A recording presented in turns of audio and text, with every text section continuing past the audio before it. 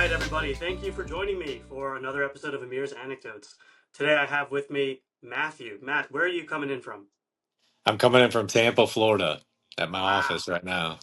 Wow. Nice. How is Florida right now? It's cozy. It's cozy for sure. It's about 85 degrees and sunny, so I'll take it. I'm in snowy New York. I'm looking out the window right now, and it's just snow, and it's cold, and I hate it. I can't stand it. And I don't want to hear that it's 85 degrees. I gotta be honest with you. You being a financial advisor, I'm sure you love golf. I was golfing yesterday, so Jeez, that's maybe I should move. I don't know. I can't. No, I can't leave New York pizza. Anyway, yeah. so you're in Tampa, Florida, and what do you do for a living? So I own a clinic with my partner in crime. It's called Alessi Functional Health. Dr. Alessi, he runs the clinic side, and we focus mainly on root cause proactive medicine. And so it's anywhere from chiropractic, decompression, soft wave technology, and we're incorporating some stem cell. And we're partnering up with MDs and doing some really fantastic stuff to really empower more people to think about their health differently. That's awesome. That's really cool. How'd you get kind of roped into that? Yeah, so mainly it stemmed from just me becoming an entrepreneur in my late 20s. And then went through kind of the real estate, wind or the uptick. I was venturing out into various things. I've always been into health and fitness. It's just I keep my body in pretty good shape. And so I got, probably right when I started having kids in my early 30s, I started getting into like kind of the biohacking scene, um, and was really interested in that. And then it was a couple of years later that I decided to partake in a supplement company, which did not get off the ground very well. So it crashed and burned, and I had Yeah, to shut it down. But during that process, I actually met my good friend and now partner, and he had just bought out his partners out of a clinic that he had in Tampa Bay. And so I was like, well, how about we start a podcast together and start talking about this stuff? And it started with the podcast and eventually led to us becoming partners and trying to grow this practice together. that's really cool. And so, you don't have a medical background, do you? So no, I have a nutritional background. So Okay. I have a personal training certificate, nutritional certification, and then I also am certified through a corporate wellness. We focus on corporate wellness here, so that's one of our verticals that we have within our clinic is to help small businesses just orchestrate some level of accountability and empower their workforce really to live healthier lives. So that's something that we do here as well. That's really cool. So you're how old now? You said you're in your mid 30s? 39. Yep. You're 39. Almost 40. You're close. There. Yep. So I'm getting there. you're getting there. So all right, so you're 39, and so far you've already heard like kind of two different chapters of your life, right? There's like that real estate chapter, and then there's that now current, wellness chapter. And what were you doing before that? Yeah, so right out of college, I went to DC, and I was working in DC for a Fortune 50 company, Accenture, Mhm. as a project manager there. So I did I did more financial management there, and then worked for them for a while. Did a little bit of sales, and then ultimately that's when, like I said, in my late 20s, I started up kind of house hacking, wholesaling real estate. I got into the commercial real estate scene, which I still enjoy that and entertain offers when it comes to real estate investments. But at the end of the day, this is my main focus. Got it.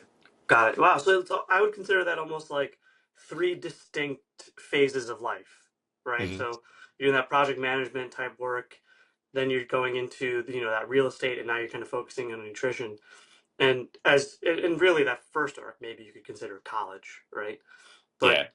as you think about kind of that arc of Matt, right, and you're looking at your life, what do you identify as the most stressful financial position that you've ever been in? Yeah, I would say, no one, especially when you have kids, like there's never a good time to have kids. Like if financially, you're always trying to like navigate that and figure that out. Yeah. But I was in my late 20s, started having kids, and that was the main point in time where I'm like, dude, I gotta care for this kid. This kid's like, they get pretty expensive, right? Yep. How much money do I need to make? Do I need to put away for college? Which my outlook on college is a little bit different now. But at the end of the Right. day, when you're having kids, like those are stuff you think about. So now I got three beautiful girls. God's blessed me. But Wow. at the end of the day, it was like one of those. It was like a tipping point, right? I really got to figure this thing out. And at the time, I had just became an entrepreneur, so it's like I quit my job. Oh. I got young kids, and Yeah. I'm just trying to drive through and try to figure out entrepreneurs. And being a solo entrepreneur, right? We're first starting out before employees, and then I'm like, I got to cut. Eventually I bring on employees. I got to cut paychecks, and then I got to support my Yeah. family. So Yeah. that was a pretty. I remember that being a pretty bad struggle. Yeah. So were things going particularly well right before you kind of got kicked in the teeth? I'll call it by having a couple of kids. Uh, I had to get it. There's always three phases of entrepreneurism, right? There's always the Sure. grind phase, the growth phase, and the gold phase. And so, like in that early phase of just like grinding it out, I mean, I literally was trying to do everything, right? Hmm. I understood how debt works, right? Was meeting with bankers and really leveraging things in terms of like how to buy real estate through like hard money, and just leveraging those in such a way where I wasn't over leveraged on an asset. And so underwriting became crucial in that scenario. But one of the main things was I just had to learn like at a really, really rapid pace. Um, and so that was one of the biggest obstacles, right? Was yeah, you just feel like when you're in that grind phase, you feel like you're getting kicked in the teeth every day, right? Of just Yeah. Yeah. like it's over and over again. I got to grow this, try to grow it as fast as possible. But then when you feel like you get a little bit of runway, you don't want to get comfortable. You still want to be growing, and that's where that growth phase kicks in of how we double down in areas that we know. And that's why understanding business in general of how you're running your KPIs, what's your monthly P&L look like, and all those things really help. And then how do you leverage debt? And so leverage is the fulcrum of how you can really expand. And so Yeah. um, that's that's ultimately, I just remember those times of just being like, man, am I gonna get through this? Like, Yeah. is this the end of Matt, right? Yeah. But really, I think, I look back on it, that was probably one of the best times in my marriage too. Actually, my marriage has consistently gotten better. I shouldn't say it's the best time in my marriage, but it really was a galvanizing piece of like how my wife and I were able to come together. Hey, we're gonna figure this thing out, right? Yeah. That's great. I love that phrasing of leverage being the fulcrum to scale. Like it's so accurate, right? And I think a lot of people don't think of it that way.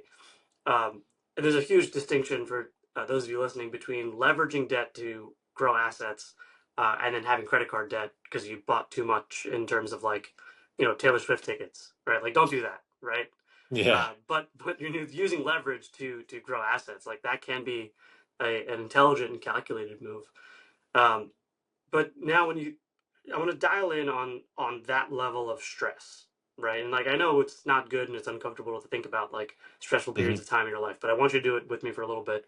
Yeah. Uh, so you're growing your business, you're really stressed out. What do the numbers look like? What is your income kind of right before you have kids, or right before you're at what I would call like that period of immense stress?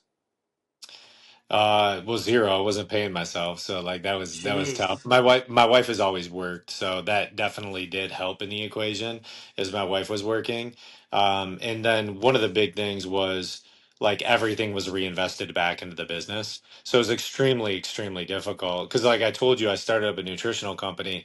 Some things don't pan out too. So I was $160,000 in the hole on that company, didn't raise any Oof. capital for it, and so that was all my money and I had to pay that back, right? So like Yeah. there's the element of you can drive it towards assets, but sometimes like that asset, like things don't work out in life. So you want to make sure you hedge appropriately. And that one I had to like kind of cut it off because I knew that there was like potentially a tipping point where it's the end, right? And Yeah. so with family, it's a little bit harder. When you get earlier in life, if it's only you, so like I don't know who you're speaking to in terms of like an audience, if it's more single or like both, a blend of married and single. But especially when you have kids, the dynamic is a little bit different, right? Totally. Your risk thresholds change a little bit. And so then it becomes like, how are you interpreting that like level of risk, right? Can I go all in? Well, so, a lot of times you can't go all in Right. when you specifically have a family. So in that scenario, I just remember back then of like everything was reinvested in the company, and I had positioned a little bit of debt, and that was through personal loans and hard money Oof. on particularly assets, right?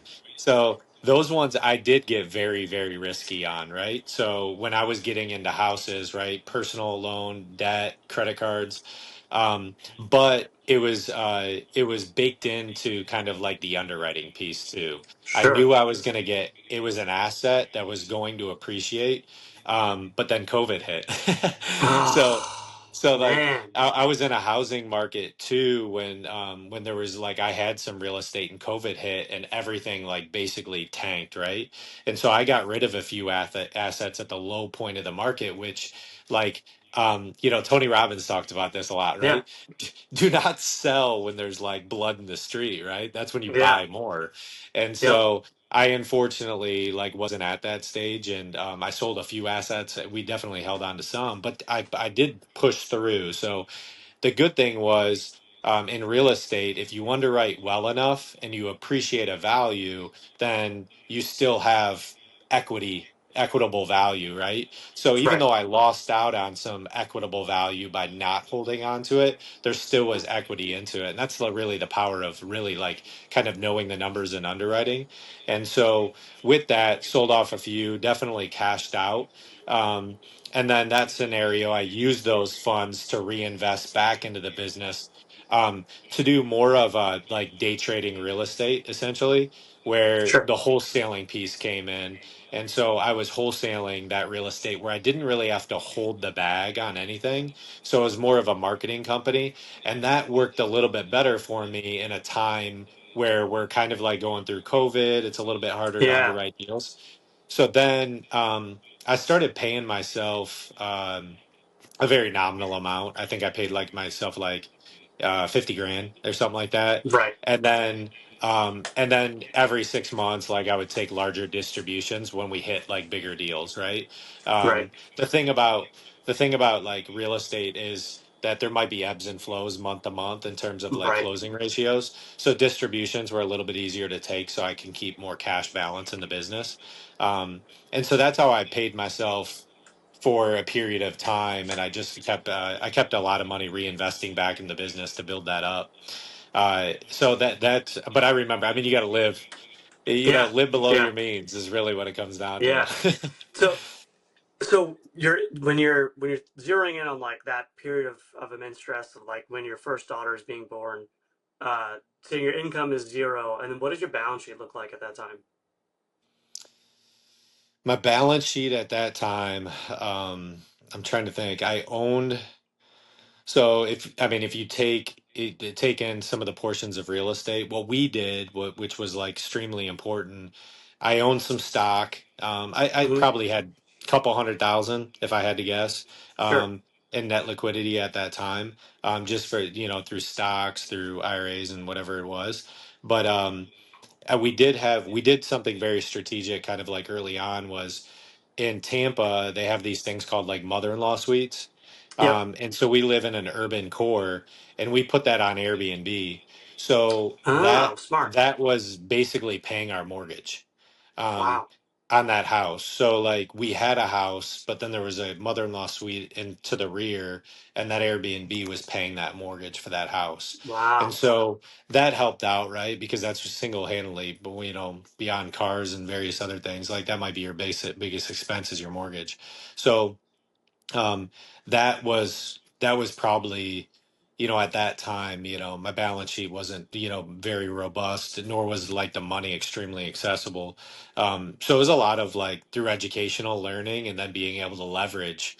That ultimately was able to, and Yeah. one thing that has always been like on the top list is maintaining my credit score. I check that thing every single month, if not multiple times a month, to make sure I'm a 750 and above. because I Yeah. know that I have the ability to get more debt if I have a quality credit score. And so that's just a big thing to me as far as maintaining a credit score, because like that is, that's your identity. That's how, creditors Right. interpret your value. So that was one of the big things I did, was to make sure I didn't miss payments. My credit score was ultimately, always above a 720. And that really helped a lot. Oh yeah, definitely. So that's kind of like your period of high stress, right? Where it's like you're an entrepreneur, but you're not beholden to your children. Now you're beholden to your children.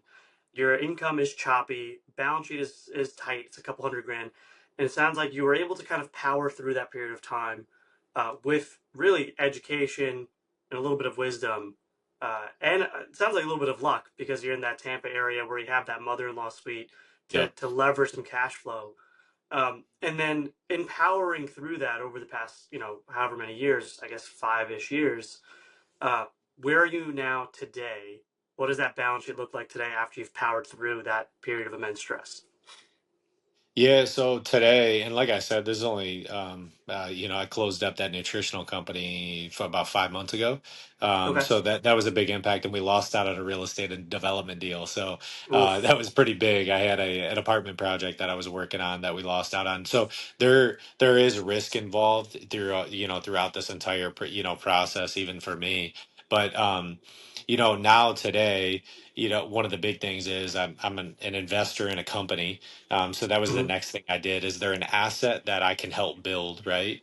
And then I serve on the board of another company, which like also helps. That's like kind of a supplementary, and that came from like me investing in myself in my early 30s in terms of understanding. I can now serve on a board and consult for Yeah. people, so that's big too. And then the other thing is just understanding markets. Sure. So really understanding how markets move. I think everyone needs a basic understanding of like how the Yeah. markets move. Right. You don't have to be a financial advisor. You just like need to understand how the market, Right. what does the market look like, right?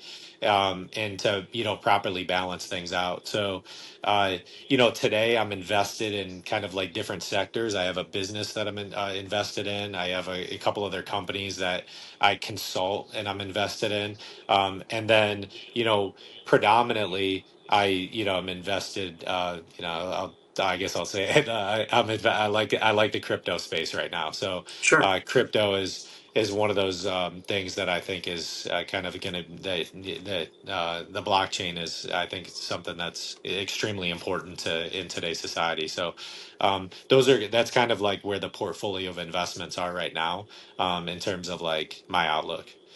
Yeah. So, but now, give me numbers, right? So, with your what does your balance sheet look like in terms of net worth today relative to when your first daughter was born? Oh, gotcha. A couple 100,000, probably a little. I'm in the like about a one. It ranges, but Sure. probably about 1 million to a million five today. Nice. Look at that. So you really, if 10x, if not more, your net worth in that period of time. Mhm. And it sounds like really the key of doing that for you and to kind of de stress a little bit was diversification. You were heavy all in on real estate.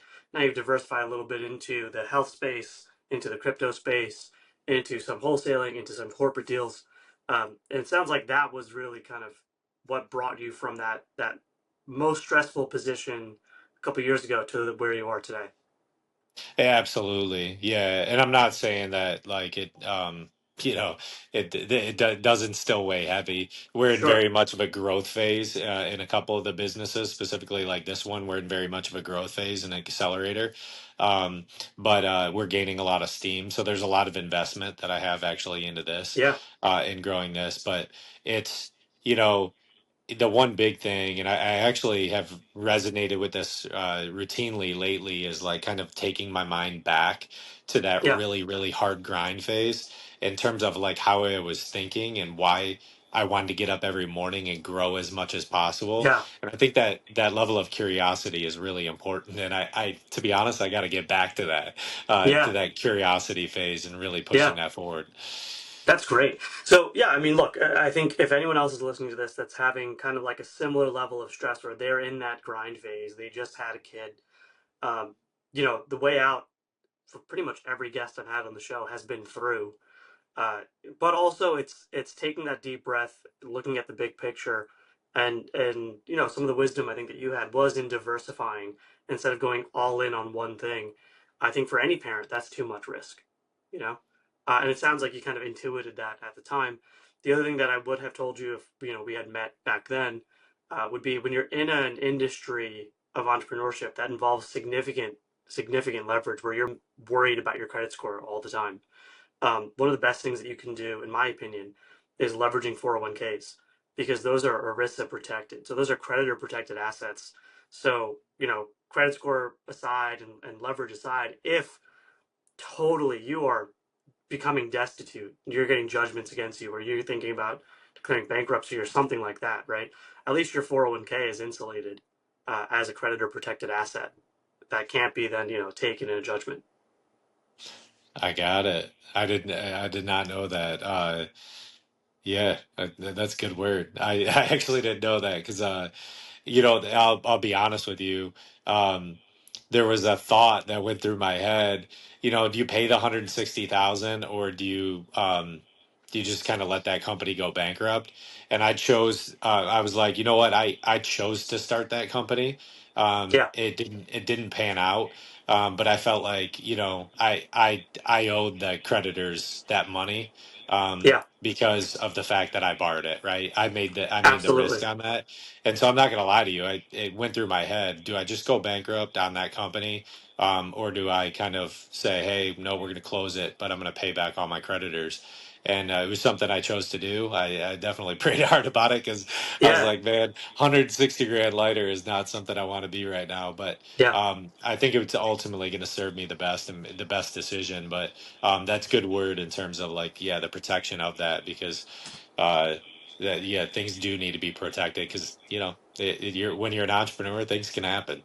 Yeah, like people can put a lien against your business. They can put a lien against your real estate. Can't put a lien against your 401k. You know, and in fact, what I would tell you, because you have such a high leverage mentality, is utilizing your payroll. I'm assuming your wife is at least a little bit involved in your business.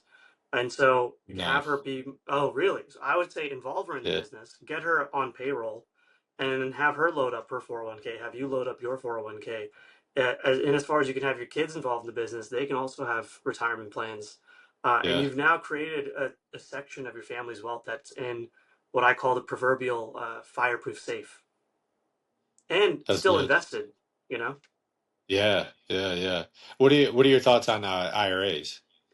Like Yeah, Roths? IRAs are good. They Same don't have thing? as much creditor protection. That varies by state as opposed Okay. to like an ERISA federal protection. Okay. Good to Yeah. know. But anyway, so hopefully someone listening to this, that's a little tidbit that you can do some more due diligence on and see if that makes sense for you. And Matthew, thank you for sharing your story. If anyone wants to Yeah. get in touch with you, what's the best way for them to do that? Yeah, we have a couple different routes. So if you're a business owner and you're looking for some corporate wellness, you can just go on to alessiafxl.com and just give us a message and we'll reach out to you. I'm on social handles at human.optimizer on Instagram and Matthew Tack on Facebook. And so I post there somewhat routinely with Great. some value. So you can check us out though at alessiafxl.com. That's primarily where the best source is. That's great. Thank you so much for joining us. Anything else you want to close out with? No, stay curious and stay you. All right. Thank you, my friend.